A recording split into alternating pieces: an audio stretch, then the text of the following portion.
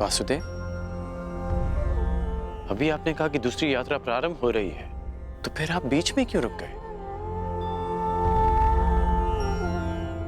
विचार कर रहा हूं अंगराज कि कुछ यात्रा यदि प्रारंभ ना की जाए तो भविष्य पूर्णतः भिन्न हो सकता है।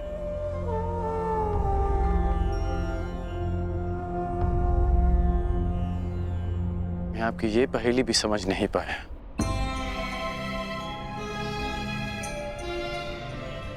हर पहेली का उत्तर हमारे चयन में होता है अंगराज, और भविष्य चयन पर निर्भर करता है। जीवन जीने के सदैव दो विकल्प होते हैं। एक विकल्प होता है इस पाषाण खंड की भांति, जो अपने अहंकार, अपने हठ, अपनी जड़ता के बोझ के कारण भारी और कठोर हो जाता है, जो ना अपना चुना हुआ मार्ग बदलता है और ना ही अपने विचार। उसका प्रारब्ध इस पाषाण खंड की तरह होता है।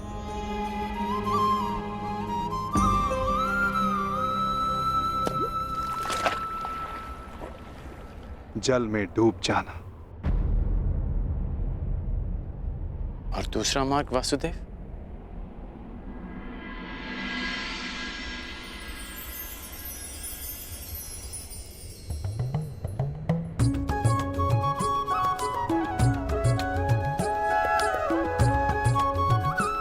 भक्ति मार्ग, इस मोर पंख की भांति हल्का, जो वायु के वेग में बहता है।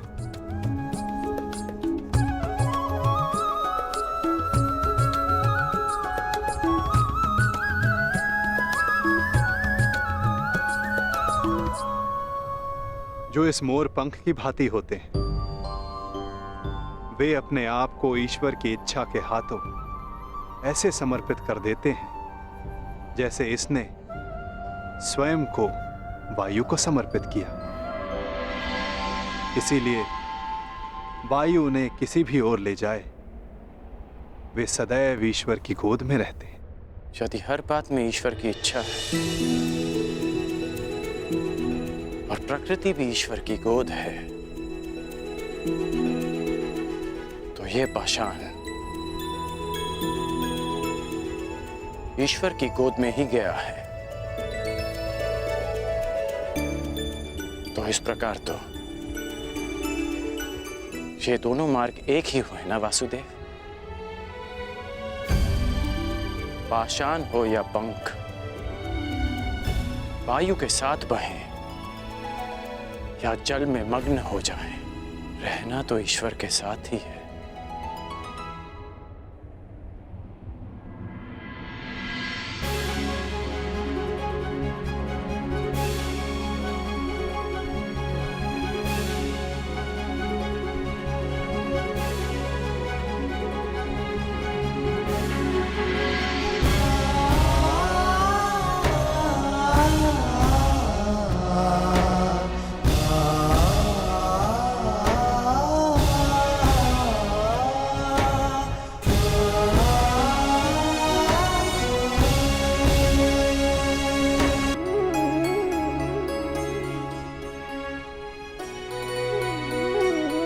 मैं हमेशा तुम्हारी प्रशंसा करता आया, परंतु आज तुमने मेरा सम्मान अर्जित किया है कर्ण।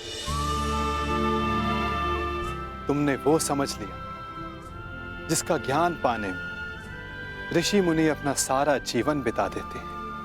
कोई पाषाण खंड नहीं, कोई मोर पंख नहीं। यदि कुछ महत्वपूर्ण है तो कर्म और कर्म के परिणाम। कुछ महत्वपूर्ण है तो हमारा चुना हुआ मार्ग।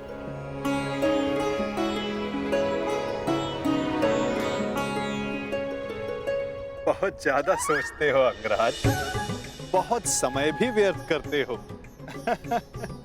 अब यहीं रहना है या आगे चलें? रुके तो आप हैं वासुदेव। कहा था ना, जीवन मार्ग में रुककर देख लेना चाहिए कि लक्ष्य उचित है या नहीं।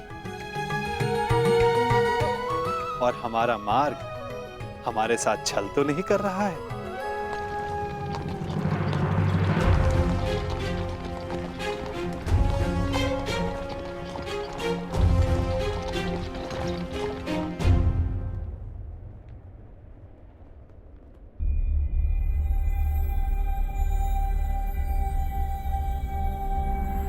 ये दो रथ क्यों वासुदेव? क्योंकि यहां से दो मार्ग जाते हैं कर्ण, एक हस्तिनापुर को और दूसरा पांचाल को। ये दो रथ क्यों वासुदेव? क्योंकि यहां से दो मार्ग जाते हैं कर्ण, एक हस्तिनापुर को और दूसरा पांचाल को। तो अचानक आप पांचाल जा रहे हैं? कहीं इसका संबंध पाषाण खंड और मोरपंख के चुनाव से तो नहीं? नहीं कर, आवश्यक नहीं कि हम केवल पाषाण खंड या मोरपंख ही हों।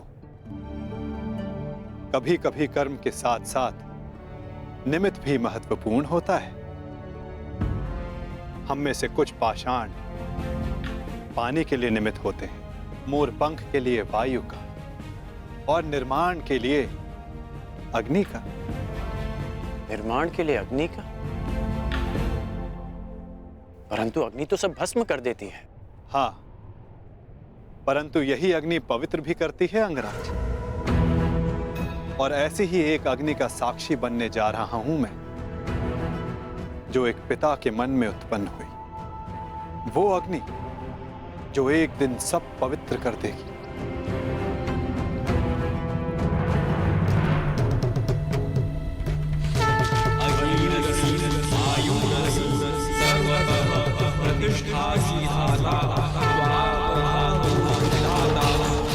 हमारे प्रतिशोध की अग्नि शांत करने के लिए दो अतिथि शीघ्र प्रस्तुत होंगे द्रौपद। मैं भी उनके स्वागत के लिए आतुर हूं ऋषिवर। तब से जब से द्रोण ने मेरा अपमान किया। ये कैसी विचित्र अग्नि है द्वारकाधीश? अग्नि अग्नि होती है कर्ण। हाँ, उत्पत्ति का कारण और उद्गम भिन्न हो सकते हैं। लालच की अग्नि, घृणा की अग्नि, छल कपट की अग्नि। आशा करता हूं जब कभी ऐसी अग्नि से तुम्हारा सामना होगा तो तुम उचित निर्णय लोगे कर्ण। एक बात का आश्चर्य है वासुदेव, आप पांडवों के ममेरे भाई हैं, तो मुझे लगा कि आप मुझे कुमार दुर्योधन से दूर करने का प्रयास करेंगे, परंतु आपने ऐसा नहीं किया।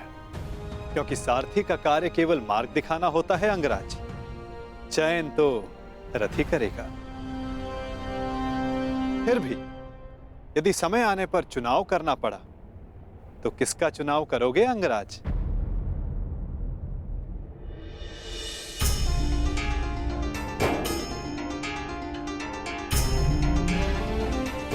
मित्र दुर्योधन का। इसलिए नहीं कि मैं उनके प्रत्येक कर्म को उचित मानता हूं, परंतु इसलिए कि उन्होंने मेरी तब सहायता की जब सबकी दृष्टि में मैं तुच्छ था।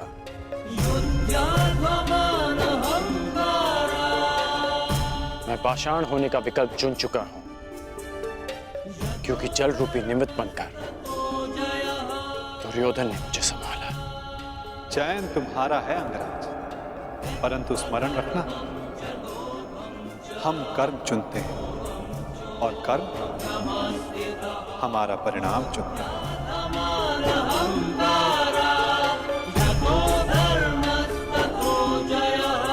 मित्र दुर्योधन का। चयन तुम्हारा है अंगराज, परंतु स्मरण रखना, हम कर्म चुनते हैं और कर्म हमारा परिणाम चुनता है। और कुपक्ष में होने से कुपरिणाम भोगने की संभावना अधिक होती है कर्ण। तब भी मैं मित्र दुर्योधन को ही चुनूंगा। प्रणिपात वासुदेव।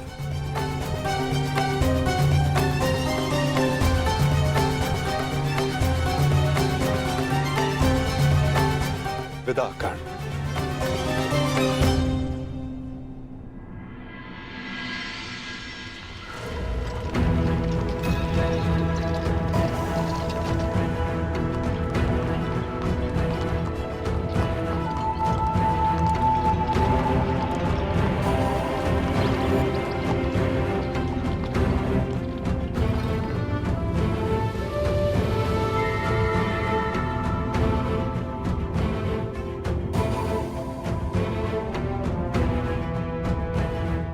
अति सुंदर। विश्वास नहीं होता कि भ्राता दुर्योधन आपको इतनी सुंदर भेंट दे सकते हैं।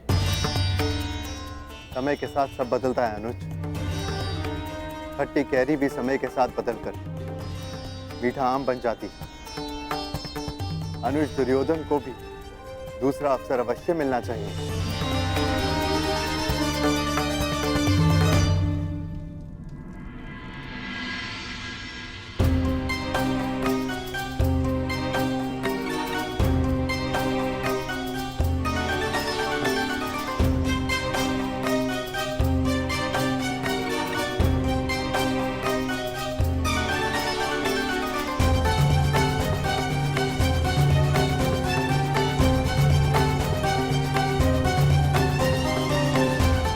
अद्भुत अद्भुत महल बनाया है पुरोचन ने।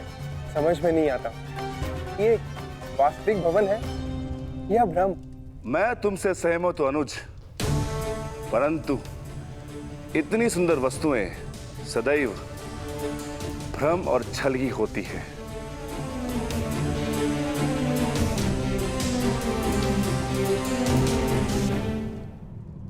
तो कौन सी भूल हो गई मामाश्री? पुरोचन केवल यही संदेश देने तो आए हैं कि पांडव लक्ष्य ग्रह पहुंच चुके हैं। तुम समझते क्यों नहीं हो दुर्योधन? जितने विघ्न शुभ कार्य में पड़ते हैं उससे कई अधिक विघ्न अशुभ कार्यों में पड़ते हैं। उस दिन मैंने राजसभा में बात पलट दी। कहा कि तुम अपने भाइयों के लिए महल बनवा रहे हो, और अब यदि इस पुरोचन को यहां किसी ने देख लिया तो?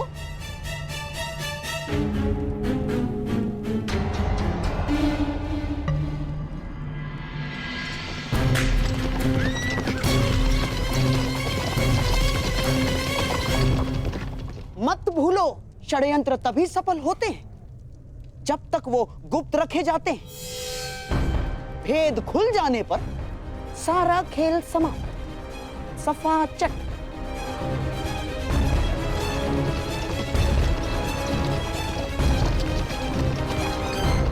और तुम अपनी बुद्धि लाक्षागृह की नींव में डाल के आए हो।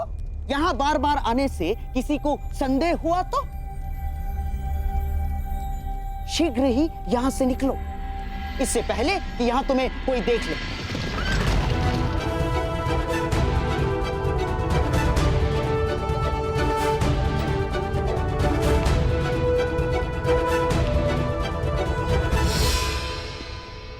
जी मैं तो बस ये पूछने आया हूं कि मुखाग्नि कब देनी है? शीघ्र, शीघ्र, अति शीघ्र।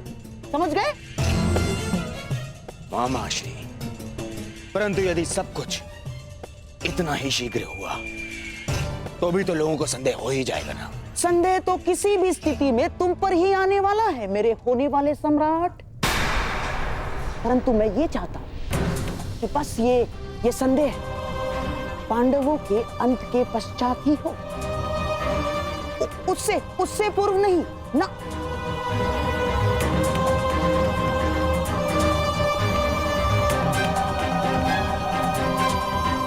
अब देख क्या रहे हो? जाओ। रुको पुरोचन, कहते हैं कि बड़े भ्राता को अग्नि अनुज ही देता है।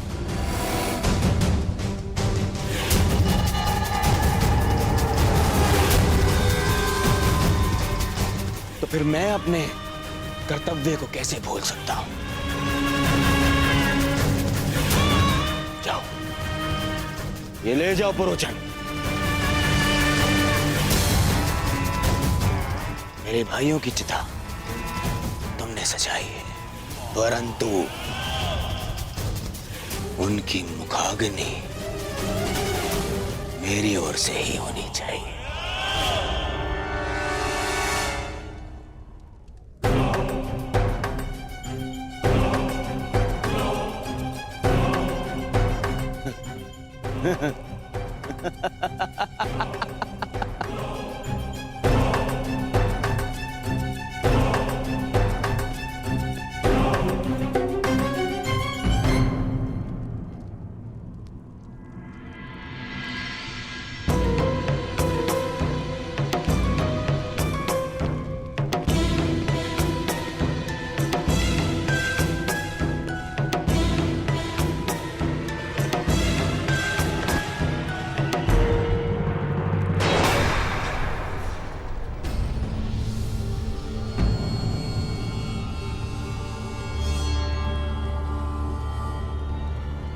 रोचन महोदय, इतनी शीघ्रता में कहां जा रहे थे आप? वर्णावत। मैंने आपकी सामग्री गिरा दी, मैं ही इसे उठा देता। सावधान अंगराज, ये अग्नि कहीं आपको जला ना दे।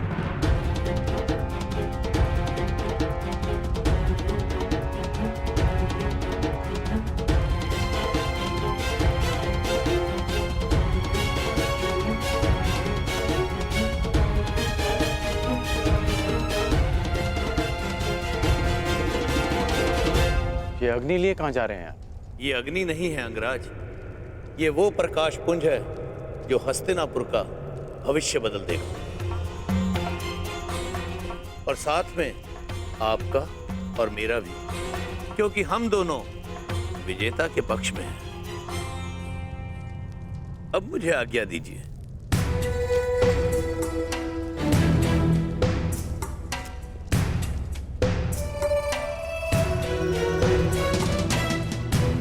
अग्नि, प्रकाश पुंज, हस्तिनापुर का परिवर्तित भविष्य, विजेता का पक्ष, इस सब का क्या अर्थ हुआ? अग्नि अग्नि होती है कर्ण, लालच की अग्नि, घृणा की अग्नि, छल कपट की अग्नि। आशा करता हूं कि जब तुम्हारा सामना ऐसी किसी अग्नि से होगा तो तुम उचित निर्णय लोगे कर्ण। कर्ण, ये हैं पुरोचन, ये हमारे लिए युद्ध लड़े। युद्ध करे बिना पांडवों को कैसे परास्त किया जा सकता है? ऐसा कौन सा मार्ग है? मार्ग है, उन्हें भान भी नहीं होगा और उनका अस्तित्व सदैव के लिए मिट जाएगा। अग्नि, प्रतिशोध, पुरोचन का व्यवहार और वासुदेव कृष्ण की चेतावनी, इन सब में कोई संबंध है, और इस संबंध का उत्तर केवल मित्र दुर्योधन के पास है।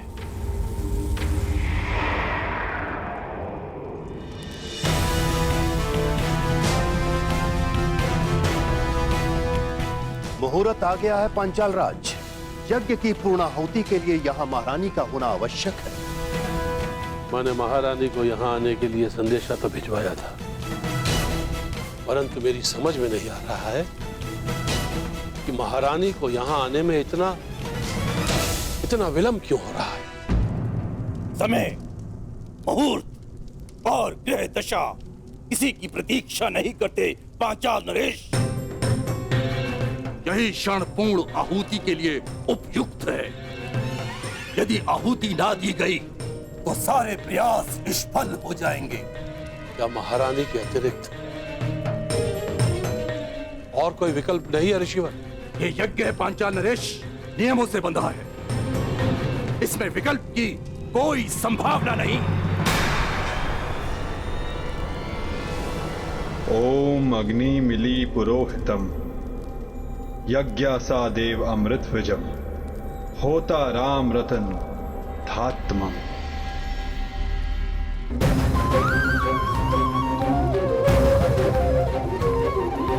यदा यदा धर्मस्य ग्लानिर्भवति भारत, अभ्युत्थानमधर्मस्य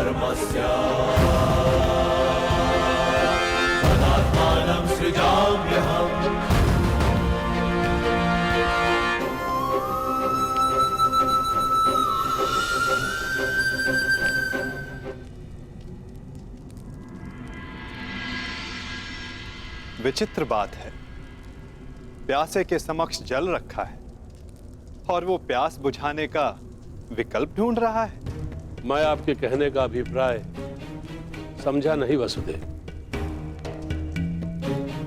अग्नि से बड़ा ना कोई पुरोहित है, ना उससे बड़ा कोई गोत्र, ना उससे बड़ा कोई वरदायक, ना ही इच्छा पूर्ति का स्रोत।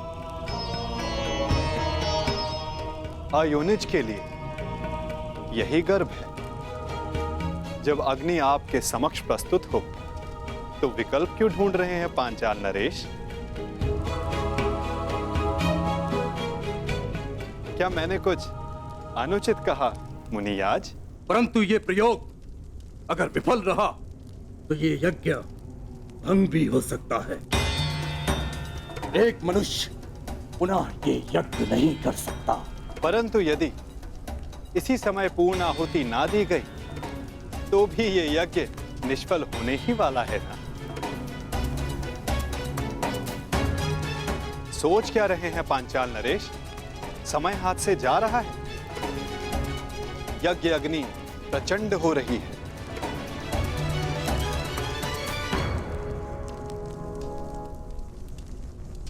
कहीं आपकी इच्छा पूर्ति से पूर्व ही ये शांत ना हो जाए। निर्णय ले लीजिए पांचाल नरेश।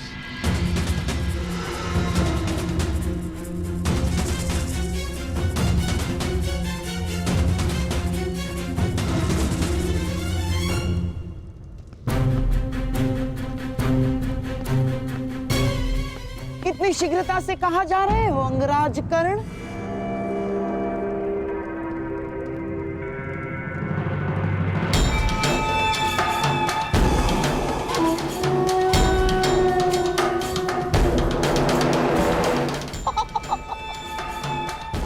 इतनी भी क्या शीघ्रता कर्ण?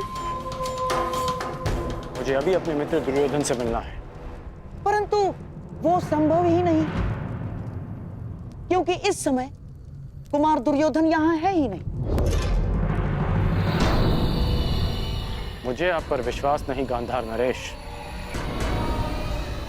मुझे ज्ञात है कि मेरा मित्र यहीं है। हाँ?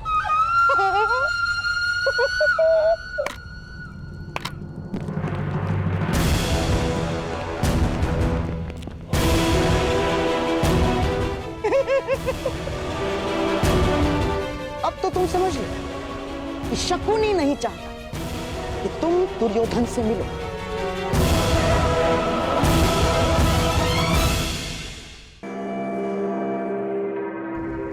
सिंह को मेमने नहीं रोक सकते गांधार राज। और आप ये भली भांति जानते हैं कि आपके ये सैनिक कर्ण को नहीं रोक पाएंगे। परंतु मेरे होने वाले सम्राट का आदेश तो रोक सकता है ना अंगराज कर्ण। तो उनका आदेश था कि तुम अंग प्रदेश जाकर वहां का कार्यभार संभालो। और हाँ, जब उन्हें तुमसे मिलने की आवश्यकता होगी तो तुम्हें संदेश भिजवा दिया जाएगा। हाँ? ठीक उसी तरह जिस तरह पुरोचन को संदेशा भिजवाया गया था।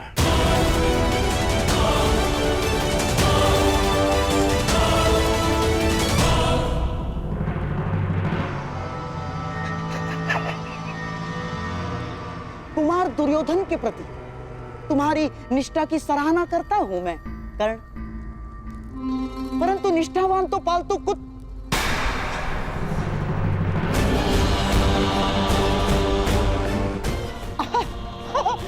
मेरा तात्पर्य है कि पालतू जीव भी होते हैं कर्ण।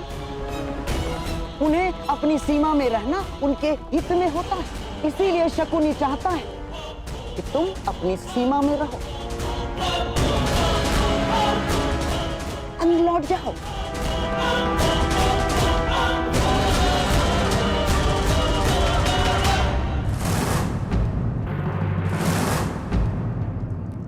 अंगराज कर्ण, इस उदाहरण पर क्रोध आ रहा है?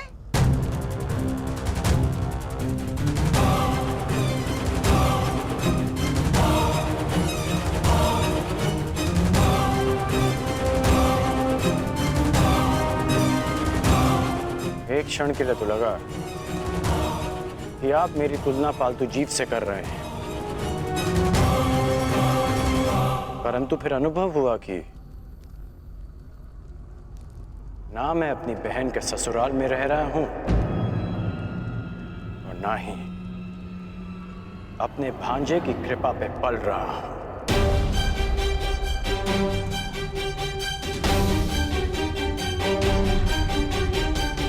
इसलिए आपका यह संकेत स्वयं आप ही के लिए था, गांधार राज।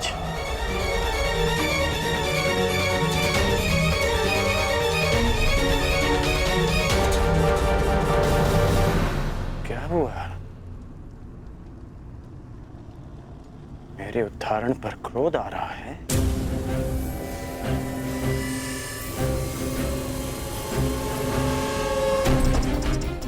मैं अब तक आपका सम्मान इसलिए करता रहा क्योंकि आप मेरे मित्र के मामा हैं।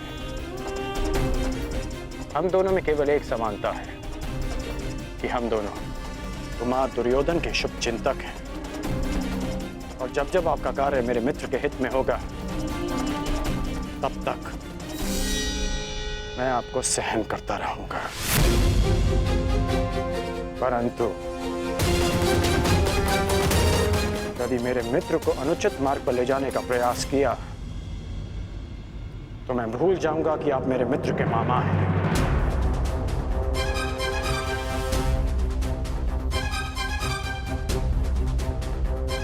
और उस समय आपका अंत उस पालतू जीव की भांति होगा जिसका आप अभी उदाहरण दे रहे थे।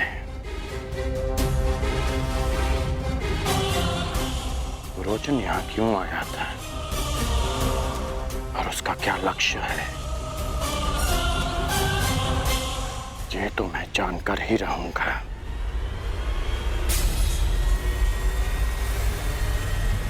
प्रणिपात मामाश्री।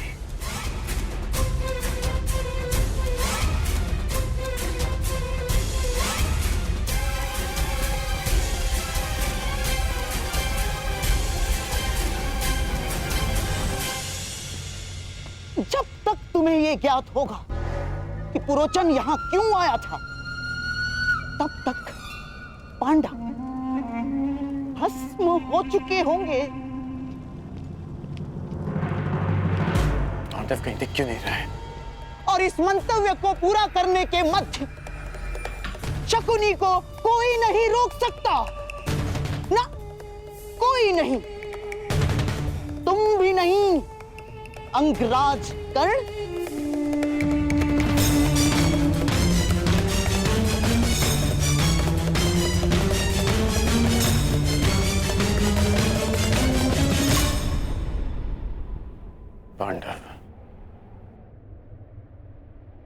पांडव ही मित्र दुर्योधन के शत्रु हैं। वो महल में नहीं दिखे, वो यहां नहीं है, कहां जा सकते हैं वो? वारनाव्रत।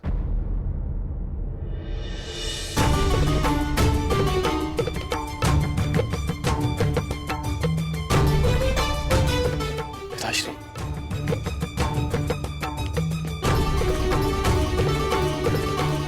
आयुष्मान भव। पांडव वारनाव्रत में? हाँ, वारनाव्रत।